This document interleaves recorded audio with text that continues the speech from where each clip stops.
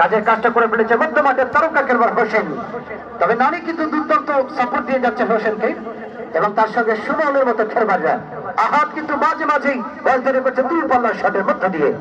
মধ্যমাঠ থেকে আবার আহাত বল পেয়েছেন প্লাবন, রক্তভাগের তারকা খেলোয়াড় প্লাবন প্রথমদরকার দিয়েছেন 2 নম্বর জাসিদ হোসেন সেলিম। অনেকটা লক্ষ্য হয়ে যাবার কারণে তাকে ফাঁকি দিয়ে বলতে যায় উত্তরটা স্নায়ুমতি পক্ষে সীমানার বাহিরে। আগামী শুক্রবার 25 তারিখ হবে ঐতিহাসিক খেলা বাংলাদেশ বনাম নাইজেরিয়া প্রতীকী ম্যাচ।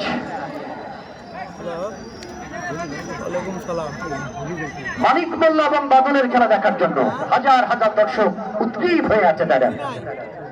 তবে 8 জন ফরেন রিক্রুটমেন্ট সুলেমানের মতো খেলোয়াড় যিনি মিশন থেকে আসবে এই মাঠে লড়াই হবে শিয়ানায় শিয়ানায় ঐতিহাসিক সেই খেলাটি। খেলা শেষ হলে যাবো মধ্যমাঠে বল পেয়েছেন নানি নানি যেভাবে চালালেন কিছু দর্শককে নড়িয়ে ছেড়ে দিলেন সামান্যের জন্য বল কিন্তু এয়ার কার করে গোলপোস্টের বাইরে চলে গেল।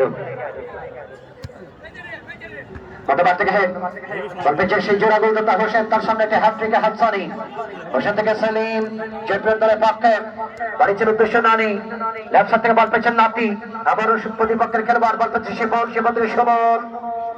মধ্যমাঠের সুমন অত্যন্ত পরিশ্রমী খেলোয়াড় সুমন অসাধারণ খেলছেন তিনি। এবারে ফাউল